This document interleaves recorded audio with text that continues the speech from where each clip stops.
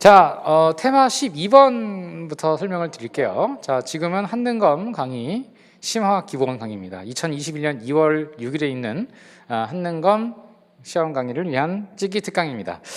자, 테마 12번이고요. 현재 책은 바로 이런 제가 만든 한능검 심기일전 심화 기본을 한 번에 라고 하는 책 제목입니다. 자, 그래서 테마 12번이고요.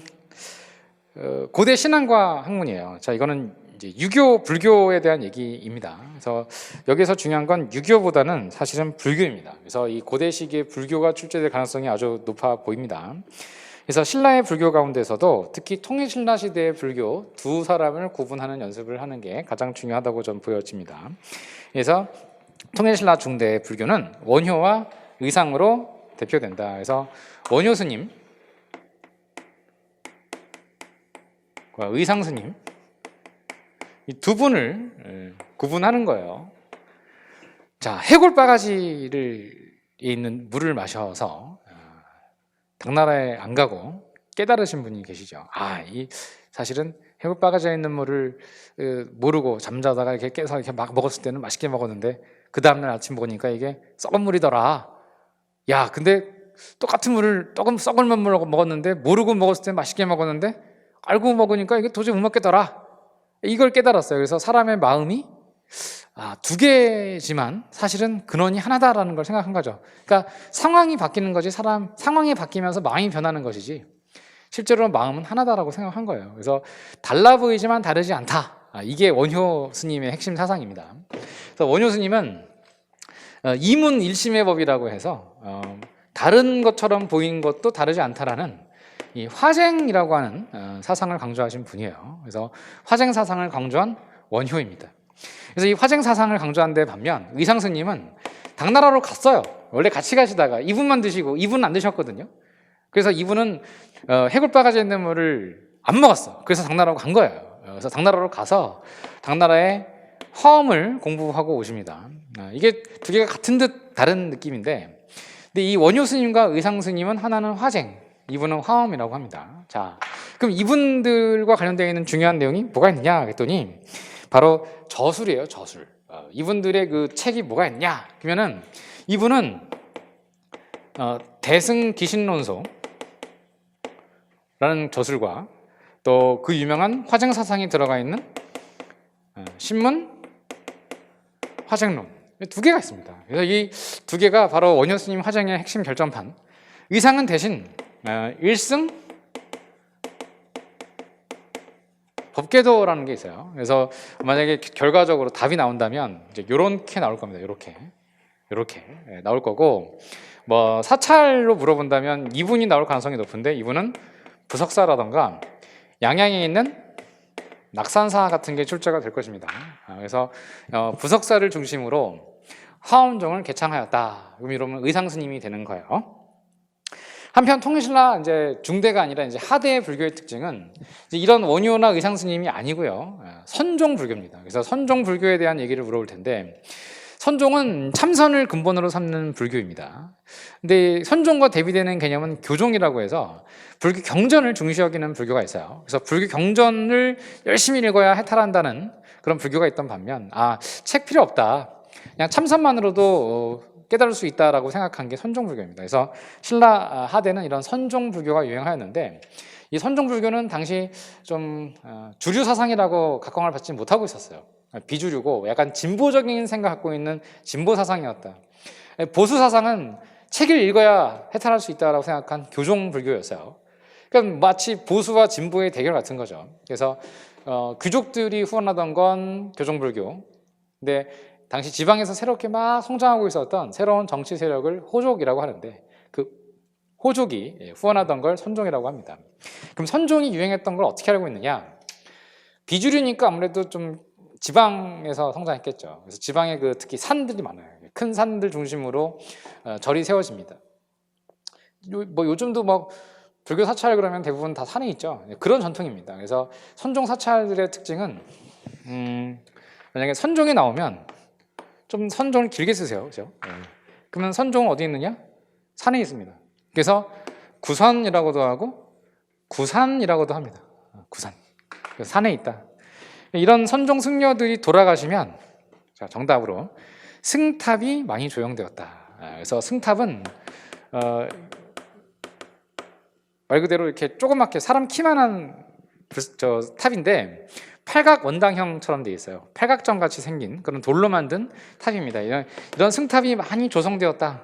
이게 선종불교의 결과물이다. 그래서 선종의 확산으로 선사탑, 승탑이 많이 조성되었다. 이렇게 나올 겁니다. 자, 그다음 테마 13번을 볼까요? 자, 테마 13번은 고대 과학과 예술입니다. 그 중에서도 무덤에 대한 얘기를 많이 물어볼 거예요. 그래서 고구려, 백제, 신라 이렇게 무덤들이 있는데 저는 그 중에서도 신라의 무덤에 좀 주목을 합니다. 이번에. 왜냐하면 신라의 초기 무덤은 고구려나 백제의 그 계통과는 다르기 때문이에요. 예를 들면 우리 경주에 여행 갔을 때 한 번쯤은 보고 돌아오셨을 범직한 그런 크게 만든 그런 무덤들이 있죠. 그런 무덤들을 물어볼 가능성이 전 높다고 보는데 이런 거를 돌무지 덧널 무덤이라고 합니다. 신라의 돌무지 덧널 무덤은 목곽을 만들고, 목곽은 이제 나무로 만든 관을 말하고 그 위에 덧널을 넣어요. 그러니까 관이 두 개인 거죠. 관이 있으면 그 관 위에다가 하나 더 관을 짜는 형태입니다. 그래서 이런 것을 덧널 구조라고 합니다. 근데 이게 신라만의 독특한 무덤 형식이라는 거예요. 덧널 무덤 양식이.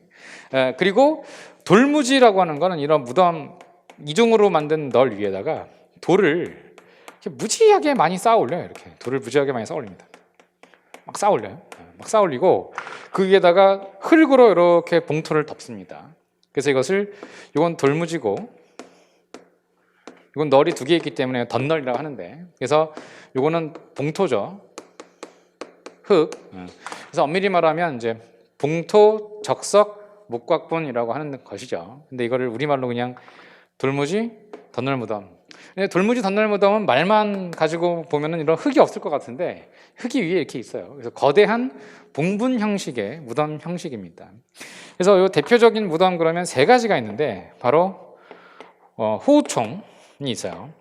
그다음 천마총이 있고요. 그다음 황남총이라는 게 있어요. 그래서 호우총, 천마총, 황남총 이 세 가지가 신라 돌무지 덧널 무덤입니다. 특히 그 가운데 천마총에서는 천마도가 발견되었다는 게 핵심이에요. 천마도는 말 안장 깔개 장식이었습니다. 그래서 신라의 무덤 양식을 한번 설명을 드려봤어요. 이게 가장 중요한 신라의 무덤 양식입니다. 자, 그다음 건축과 탑. 건축과 탑은 신라 했으니까 신라만 한번 쭉 가볼까 하는데 신라는 분황사라는 곳이 있어요. 경주에 가면. 그래서 분황사, 이곳은 이제 향기로울 분자에 황제 황자를 써서 향기가 나는 황제를 위한 사찰이라는 뜻으로서, 자, 향기 나는 황제가 여자 황제를 말하죠. 그래서 여자 황제 분황, 그래서 선덕 여왕 때 만든 사찰이에요. 근데 이곳에 가면 벽돌 형식으로 만든 석탑이 있습니다. 이것을 분황사 모전 석탑이라고 해요.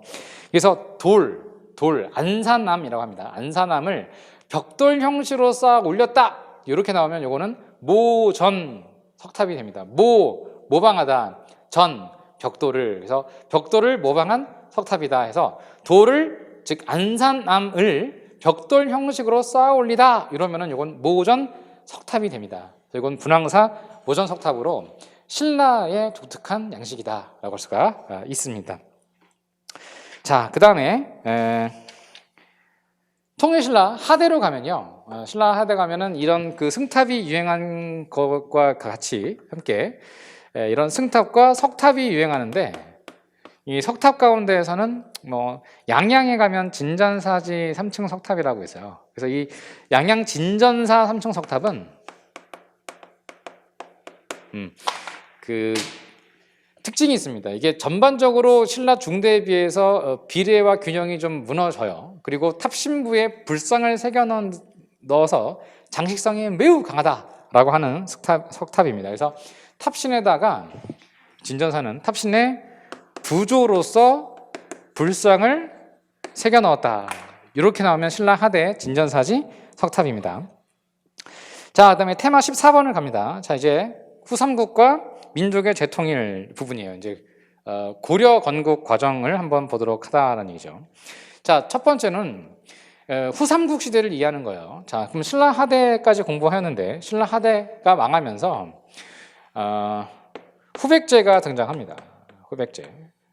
자, 후백제는 900년에 처음 등장을 하고 901년에 후 고구려가 등장합니다. 그리고 이 후 고구려에서 918년에 고려라는 나라가 건국이 되어요. 그러니까 이 후 고구려에서 고려가 나왔다는 거 아시겠죠? 왜냐하면 후 고구려니까 후고 할 때 고, 려 할 때 려니까. 후백제에서 고려가 나오진 않겠죠. 다만 이제 후백제를 만든 연도가 900년이라는 거. 그래서 후백이니까 900입니다. 900, 그래서 후백제, 후백. 그래서 약간 발음을 엉망으로 하면 우백이 됩니다. 그래서 우백이니까 이게 후백이니까 900년이구나. 이게 먼저요. 이걸 만든 사람이 이제 견훤입니다. 견훤. 그래서 완산주에서 900년에 의자왕의 복수를 표방하면서, 왜냐하면 의자왕이 백제의 마지막 왕이니까 신라에 대한 타도를 명분으로 후백제를 건국을 하였습니다. 예, 이게 견훤입니다. 그 밖에 901년은 궁예예요. 궁예. 궁예가 후고구려를 세울 때 원래 이름은 궁예가 아니고 선종이라고 하였어요. 선종. 신라의 그 41대 헌원왕의 아들로 알려져 있는데, 이 선종 착할 선자의 뿌리종자인데 이름이랑 완전 반대인 인간이죠, 이 사람.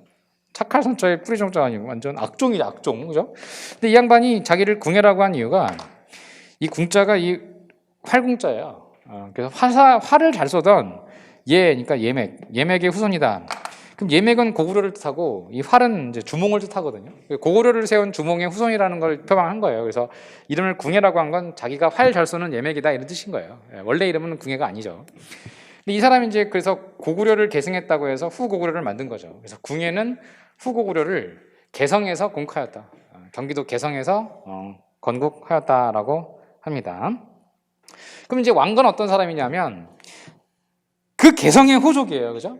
그래서 궁예가 막 나중에 이상해지죠. 그래서 막 관심법도 쓰고 누구인가? 누군데 지금 여기서 감히 나를 비웃는가? 이러죠. 뭐 이러면서 관심법도 쓰고 뭐 미쳐버린다 말. 그래서 에이, 씨발 내가 왕이라 되겠다. 이래가지고 918년에 왕건이 고려를 건국합니다. 그래서 왕건 고려하면 918년이에요. 918년. 그래서 후삼국을 이제 통일을 하는 게 결국 왕건이죠. 그래서 후삼국을 통일할 때 중요한 전투가 막 쫙 있어요. 여기서 이제 후백제와 싸우는 거죠. 그래서 결론을 말씀드리면 이제 936년에 이제 일리천이라는 곳에서 전투를 하였는데, 여기가 이제 경상북도 구미입니다. 그래서 구미에서의 전투를 끝으로 통일을 합니다. 그 일리천 전투가 통일이라는 의미가 어디 있느냐? 여기 있네. 그죠? 여기 있어요. 1이니까 여기 통일입니다. 통일. 통일 전쟁 이게 이제 이익. 한 번의 싸움으로 모든 이득을 취하였다. 그래서 1,2천 전투가 후삼국을 통일하게 된 결정적인 전투구나. 이렇게 기억을 해두시면 되겠어요. 물론 후백제와의 전투에서는 어려운 점도 많았지만 1,2천 전투에서 통일을 하였다. 이건 승리한 전투인데 후백제와 싸우다가 한 번 딱 패배한 적이 있어요, 왕건이. 그래서 그런지 되게 중요한 전투인데, 이게 구미잖아요. 그럼 구 앞에 끝말잇기 깨볼까요? 땡구에서 구미니까 이게 먼저죠. 바로 대구에선 졌어요. 927년에, 이건 927년인데 이 대구에서 후백제랑 싸우다가 한 번은 진 적이 있습니다. 대구 가면 유명한 산 하나 있는데, 혹시 대구에 가면 무슨 산? 팔공산. 그래서 이 팔공산 전투를 줄여서 그냥 공산 전투라고 합니다. 그래서 이 공산 전투에서는 신순겸이라고 하는 자기 친한 장수가 왕건 대신에 왕건의 갑옷을 갈아입고 말도 바꿔 타고 가면서 대신 화살에 맞아 죽어요. 그래서 이 공산 전투가 이 신순겸이라는 장군이 전사하였다. 그 결과가 고려군의 대패로 이어졌죠. 그러나 멋지게 반격에 성공하면서 구미에서의 전투, 대구에서의 전투는 졌는데 구미에서는 이기죠. 대구 구미 그죠? 그래서 대구 다음 구미 전투. 그래서 대구는 공산 전투, 구미는 1,2천 전투라고 한다. 1,2천 승리를 거두게 됩니다. 자, 그러면 이제 테마 15번은 넘어갑니다. 테마 15번은 고려 초기 국왕의 업적이에요. 그래서 초기 국왕의 업적이 쫙 나옵니다. 그럼 태조 하면은 태조 그러면 첫 번째 고려를 만든 사람이죠. 일대 국왕. 태조는 뭐가 중요하냐 했더니 훈효십조가 중요하구나. 훈효십조는 후대 왕들에게 꼭 지켜야 할 당부를 10가지로 정리한 겁니다. 이걸 훈효십조라고 해요. 그래서 왜 훈이라고 했냐면 여러분들도 왜 아버지 할아버지로부터 받은 걸 가훈이라고 하죠. 그래서 가훈 할 때 훈이에요. 훈. 요라는 건 이제 핵심 10개인데 그게 뭐 불교를 숭상하라, 풍수지리 중요하게 여겨라, 북진정책 계속 추진해라 라고 하는 것입니다. 그래서 불, 풍, 북입니다. 그래서 불교, 풍수지리, 북진정책 이런 게 바로 태조예요. 그래서 불교, 또 풍수지리, 또 북진정책. 무리 많이 한다, 그죠? 그래서 불교, 풍수지리, 북진 이 3가지가 담겨 있어요. 자, 그다음에 4대 국왕을 얘기해 볼까 합니다. 자, 광종. 미친 왕이죠. 미칠광 아닙니다. 빛광자입니다. 빛날광. 그래서 이름도 빛날소. 그래서 왕소라고 합니다. 왕건의 아들입니다. 세 번째 아들, 왕건의 세 번째 아들 태조의 세 번째 아들 왕소. 근데 이제 뭐 드라마죠. 뭐 빛나거나 미치거나. 빛나거나 미치거나라는 드라마가 있었는데 이게 바로 광종을 주인공으로 하는 드라마예요. 빛나거나, 그죠? 빛날광, 미치거나 미칠광. 그러니까 어떤 사람들한테는 빛나지만 어떤 사람들한테는 미친 왕처럼 여겼는데 이게 그만큼 좀 다른 평가를 받는다는 얘기거든요. 그래서 이 왕소라는 광종은 왕권을 강화하는 왕이에요. 왕권을 강화했다는 뜻은 뭐예요? 신권을 약화시킨 거죠. 그럼 신권이 약화되면 좋아할 사람이 누구예요? 귀족들이죠. 귀족들이 약화되면 평민들은 좋아라 한다. 평민들은 환호. 천민들도 완전 환호. 그래서 이렇게 조금 특징이 있어요. 왕권을 강화하고 신권을 약화시키고 대신 평민들은 환호했던 그런 왕입니다. 그래서 왕권을 강화하게 한 정책이 뭐냐 했더니 가장 중요한 게 과거제도입니다. 과거제도. 그러니까 능력에 따른 권리 등용. 이게 과거제도예요. 그래서 과거제도. 그래서 여기 보면은 광종 하면 여기 안에 과자가 들어갔죠. 자, 과거제도를 시행한 광종이구나. 과거제도는 광종이구나. 과거제도. 그다음에 이 사람의 그 연호가 있어요. 연호라는 거는 이제 왕의 어떤 황제 같은 사람이라는 거죠. 자기를 황제로 표방. 연호. 그 연호 이름도 광덕이에요. 광덕. 왜?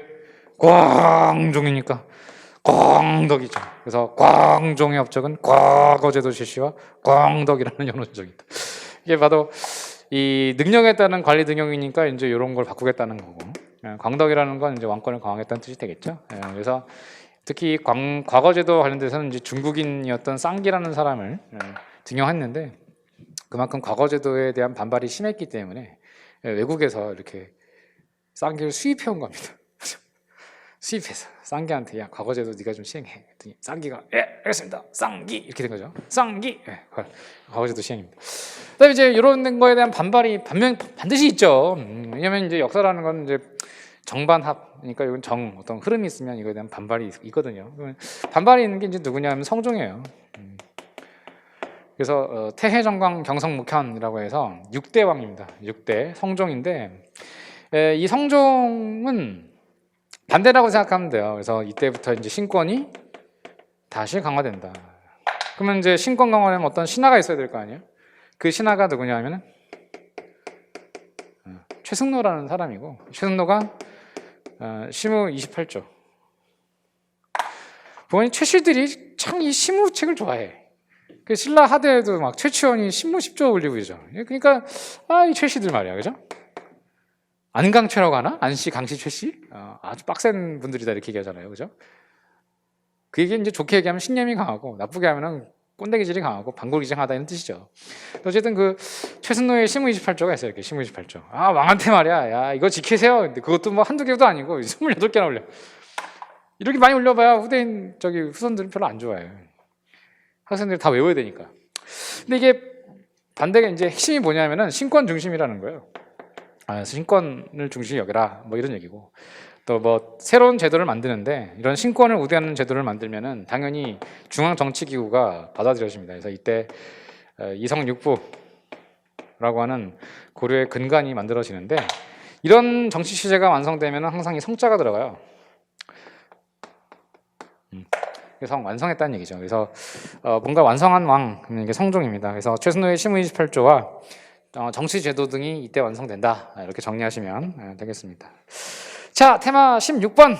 이렇게 해서 만들어진 고려 전개 통치 체제는 중앙 관제는 이성육부라고 한다. 이성육부의 최고 관청은 이성 가운데 상위 부서인 성자가 들어간 중서 문하 성이라고 한다. 그래서 중서 문하성이 고려 최고 간부이고, 문하성에서의 문하자가 들어가서 문하의 최고 책임자, 요즘 말로 하면 국무총리가 될 텐데 그 국무총리는 문하시중이라고 하더라 입니다. 문하시중. 자, 그 다음 테마 17번 가볼까요? 무신정권입니다. 자, 이 고려 후기로 이제 넘어가는데요. 자, 고려 후기 무신정권은 말 그대로 이제 무신들이 권력을 장악한 거예요. 그래서 무신 정권 시기. 여기는 이제 신하에서 신권이죠. 근데 여기서 얘기하는 신하는 문신들을 말해요. 문신들이 굉장히 강했는데, 문신들이 박살나면서 무신들이, 그죠? 무신들이 정권을 잡습니다. 그러면 당연히 무신들을 배워야 돼요. 무슨 신하들이었길래? 장군들이죠. 고려의 그 중앙군, 뭐 2군 6위 출신 장군들인데, 그게 이제 뭐 정중부, 뭐 경대승, 뭐 이의민,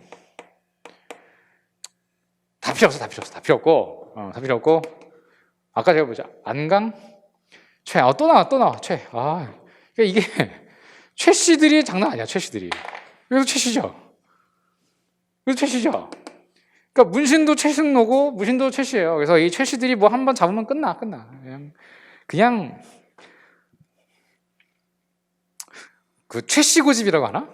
그래서 요 분들은 그냥 고집이 없으니까 그냥 살해 뭐 이렇게 그냥 죽고 막. 최 씨들은 그 고집 끝까지. 그 자그마치 최 4명이세요. 그 중에 제일 유명한 사람이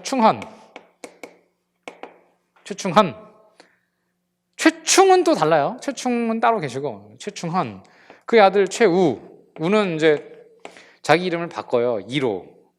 그게 그건데 뭘 바꿔 이걸? 최우에서 최이로 바꾸고.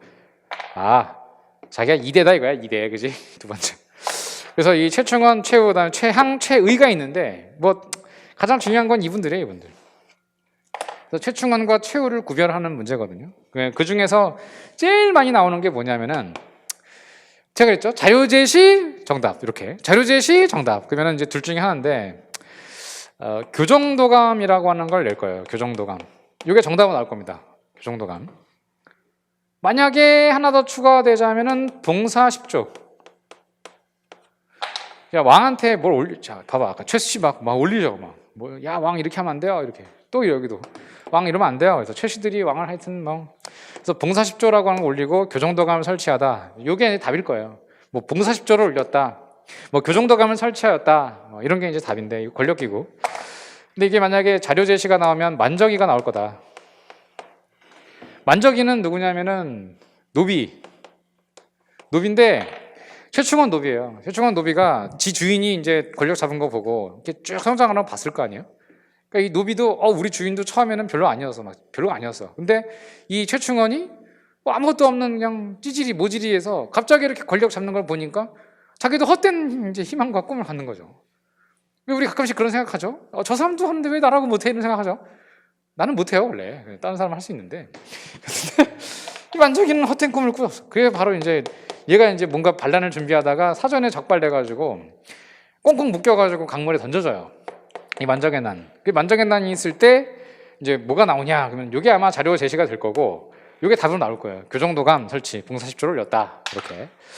그럼 최우는 이제 뭐가 나올 거냐? 그러면은 이 최우는 최충헌의 아들인데, 뭐 예를 들면 뭐 교정도감 말고 문신들을 우대하는 서방을 설치하였다. 서방할 때 이 서자가 책서자예요. 예, 책을 많이 읽는 사람들이 문신들이죠. 근데 무신 정권인데도 문신들을 우대한 사람이 이 사람들이에요, 이 사람들. 그래서 이 시기에 뭐 이규보를 물어볼 거다. 그래서 최씨 정권이 좋아했던 그 문신들 하면 이제 사대부 이규보고, 근데 상대적으로 이제 뭐 자료 제시라고 할까? 뭐 나온다면 이때 그 몽고와 싸움이 시작됐다는 거. 이게 포인트입니다. 그래서 몽고와의 싸움이 시작된 게 언제냐? 최후 때다. 그래서 삼별초라고 하는 군대를 조직해서 몽고와 싸웠다. 이렇게 출제가 될 것입니다. 그래서 삼별초 설치, 이게 바로 최후 시기 때의 일이다. 그 정도 봅니다. 다음 테마 18번 고려 대외 관계인데요. 뭐 고려는 이제 500년 역사 가운데서 거의 뭐 한 400년 가까이 계엄 상태였다고 보시면 돼요. 말이 400년 계엄이지 계엄은 언제예요? 내후 외환의 위기에 있을 때 특별히 선포되는 군사 정권 시기죠. 그만큼 뭐 전쟁이 많았다는 뜻인데, 그래서 고려 초기부터 끝까지 항상 싸웠어요. 그래서 우리 고려를 이웃 국가들이 한 번쯤은 다 이렇게 쳐들어오게 됩니다. 고려? 우리도 쳐들어가야지. 고려? 한 번은 쳐들어가야 되는 거 아니야? 분위기가 그렇고 유행이 그러니까. 와, 고려 쳐들어가자, 유행이다 이러면서 막 쳐들어와요. 그래서 주변 국가들이 다 쳐들어와요. 그래서 그 순서 배열을 하면은, 참나 우리나라를 쳐들어왔던 나라 순서 배열을 해야 되니, 거란, 여진, 몽고, 홍건적, 왜구, 이 순서예요. 거여동, 홍해인데, 거여동 있죠, 송파구에. 서울시 송파구 뭐 마천동, 거여동 이러죠. 거여동입니다. 거여동. 거여몽이죠, 몽. 몽고랑 싸우다가 몽이랑 비슷한 단어가 홍이죠. 몽, 홍회, 홍회. 거여동, 홍해 이 순서인데, 특히 몽고와 싸움이 많이 나올 거예요. 몽고와의 싸움.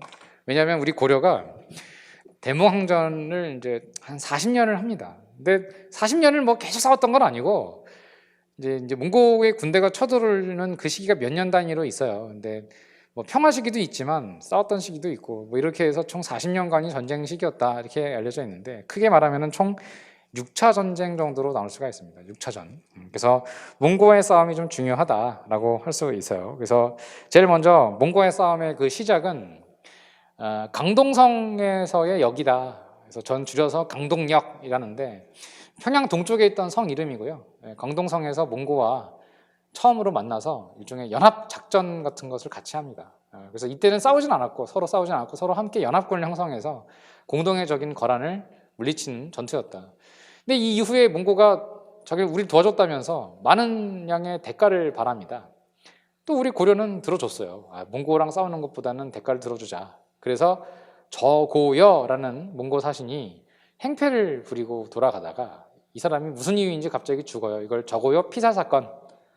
그랬더니 이제 사신을 보냈는데 죽었으니까 당연히 쳐들어오죠. 이거 1차 침입. 그래서 1231년입니다. 그래서 1차 침입이니까 1년인데 1231년. 그럼 2차 침입은 2년, 32년입니다. 그래서 1차 31년, 2차 32년인데 2차 때는 이제 박서라는 장군이 귀주성에서 그들을 막았고, 근데 개경이 포위당하면서 전세가 불리해지자 그들과의 화약을 서둘러서 일단 돌려보냈습니다. 그런데 곧 강화도로 천도하게 됩니다. 이게 결정적이죠. 그래서 강화도 천도를 하였다.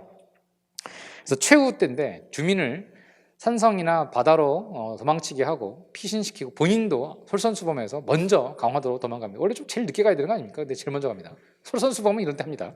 그 다음에 2차 침입이 있는데요. 이때가 바로 처인부곡 전투예요. 용인입니다. 경기도 용인시 처인부곡 전투에서 있었다. 아마 지금의 그 죽전역 정도가 될 것 같아요. 죽전 신세계백화점 있는 데 있죠. 그쯤으로 지금 추정이 되고 있는데, 이 처인성 부곡민 전투에서 김윤후가 몽고 장수 살리타이를 죽인 전투입니다. 그래서 김윤후 이름이 윤후죠. 윤후가 아빠 어디가 이게 아니라 살리타이 어디가 이러죠. 그래서 화살에 맞아 이래가지고 화살에 맞아서 죽게 한 전투. 그래서 김윤후 살리타이니까 몇 차예요? 2차. 살리타이 2차. 이름이 살리타 3 그러면 3차겠죠. 살리타이 2차 전투. 살리타이를 김윤후가 쳐 죽였다. 그다음에 3차 침략 때에는 황룡사 구축목탑이 소실되었다. 몽고가 경주를 침략한 거죠. 그래서 구축목탑 소실하면 3차인데, 구를 왠지 좀 루트를 씌우고 싶지 않아요? 구 루트? 루트 하면 3이죠. 그래서 3. 그래서 3차 침입니다. 수학 못하면 국사도 못하는 거예요 원래. 예. 그다음에 5차 전투는 충주성 전투. 이때는 이제 김윤후인데 아까 그 김윤후가 2차 때에도 있었지만 5차 때에도 김윤후가 있죠. 그래서 이때 충주성으로 이제 장소가 옮겨갑니다. 그래서 5차 때는 충주성 전투. 김윤후입니다. 6차 때는 이제 전쟁이 끝나게 되는 그런 전투를 말합니다. 그래서 6차 전쟁 이후에 삼별초가 봉기하는데 이 삼별초는 몽고와 왜 싸워야지 항복하냐고 하면서 봉기한 거예요. 그래서 삼별초의 항쟁 위치가 있는데 삼별초니까 왠지 세 군데일 것 같죠? 3이니까 또 몇 년간 싸웠을 것 같아요? 3별초니까 3년간. 그래서 세 군데에서 3년간 싸웠다. 3별초니까 군대 3개가. 그 세 군데가 섬들이에요 주로. 몽고가 너무 육전에서 세다 보니까 섬을 중심으로 싸웠어요.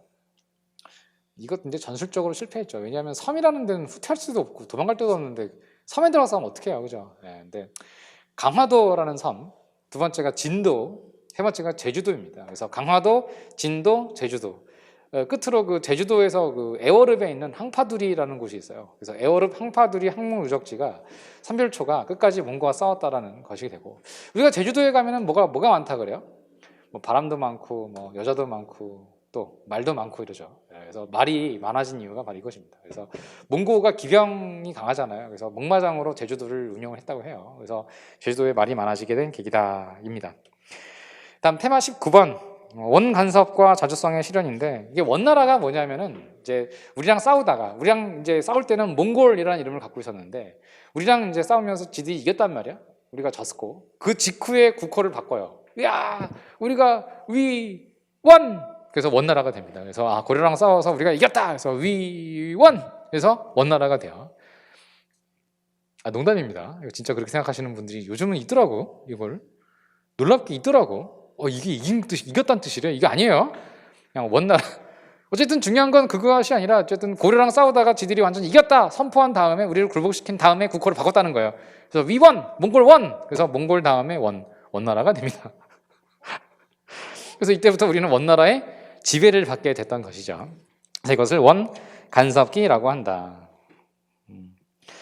그 원간섭기 때 왕들의 그 명칭이 좀 있는데 그 왕들이 여기까지는 할게요. 원나라가 있고 이 원나라의 이제 밑에가 됐죠. 우리가 신하국, 우리 고려가. 그럼 얘네가 이제 황제가 되어요. 우리는 제후가 되겠죠. 밑에란 말이에요, 그죠? 그래서 이 제후국에 걸맞는 관제로 이렇게 격하가 됩니다. 그래서 이 시기 때 왕들의 명칭이 대부분 이렇게 시작을 합니다. 충모시기 왕 이렇게 있는데 이런 분이 총 6명이 계세요. 그래서 충땡왕 시기, 그래서 충렬, 충선, 충숙, 충해, 충목, 충정까지 총 6명이 있고 이 충자가 들어간 이유는 원나라의 충성을 다 바친 신하들이다 이런 뜻이에요. 그 신하가 왕에 대한 기본적인 덕목이 충성이잖아요. 그래서 신하국이 된 고려라는 의미로 원나라에 충성 다하라는 원나라의 강요입니다. 그 결과적으로 우리가 이런 불명예를 안게 되었는데 그래서 충렬왕 때부터 충정왕 때까지 6명의 국왕이 있는데요. 이 시기는 인적 자원이든 물적 자원이든 많은 수탈을 당하던 시기라고 할 수가 있습니다. 그래서 특히 그 다른 나라와 전쟁하다가 지게 되면은 그 나라 백성들이 큰 피해를 입잖아요. 그래서 특히 남자들은 뭐 피해를 입을 것도 없는 게 다 죽었어요. 몽고랑 싸우다가 남자들은 이미 다 살해당하고 뭐 전사하고 다 죽었기 때문에 이미 성비적인 측면에서는 남자들이 없습니다.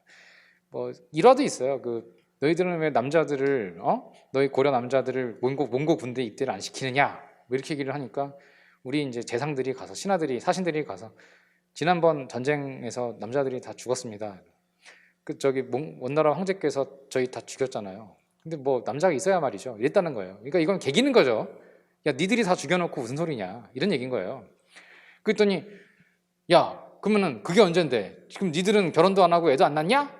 결혼해서 애를 낳고 그럼 그 애들은 이미 청년들이 됐을 거 아니야? 걔네들 보내라고 했다는 거예요. 그랬더니 그렇게 해서 태어난 아이들이 이제 5살입니다 했다는 거예요. 그래서 이제 전쟁 끝나고 5살밖에 안 됐는데 어떻게 유치원 아이들 좀 보낼까요? 이랬다는 거예요. 그랬더니 몽고 황제가 고려 사신의 말은 당해낼 수가 없다. 뭐 이런 이제 일화도 있을 정도입니다. 그랬더니 그래? 남자들이 없어? 그럼 여자들을 보내! 이랬다는 거예요. 특히 이제 고려의 처녀들을 많이 보내라. 이게 이제 좀 굉장히 분노스러울 만한 일이지만 이제 공녀라는 이름으로 갔다는 거예요. 공녀라는 말은 공자가 특산물이라는 뜻이에요. 여자가 여자라는 거고. 그래서 특선 여자인 얘기죠. 그래서 고려의 특별 이제 선물 이게 여자들이라는 거죠. 그래서 공녀로 증발되는 경우도 많았고 또 그밖에 문고인들은 매사냥을 되게 중요하게 여겨가지고 오락용으로 해동청이라는 우리 고려의 매를 해동청입니다. 우레매가 아니고 해동청입니다. 그래서 해동청을 특별히 공납으로 보내라 이랬다는 거예요. 그래서 매응자를 써서 응방이라는 게 만들어지기도 했다. 그래서 공녀, 응방 등이 이 원간 삽시기 때 수탈당하던 상황이다라고 할 수 있습니다. 자, 여기까지 할까요?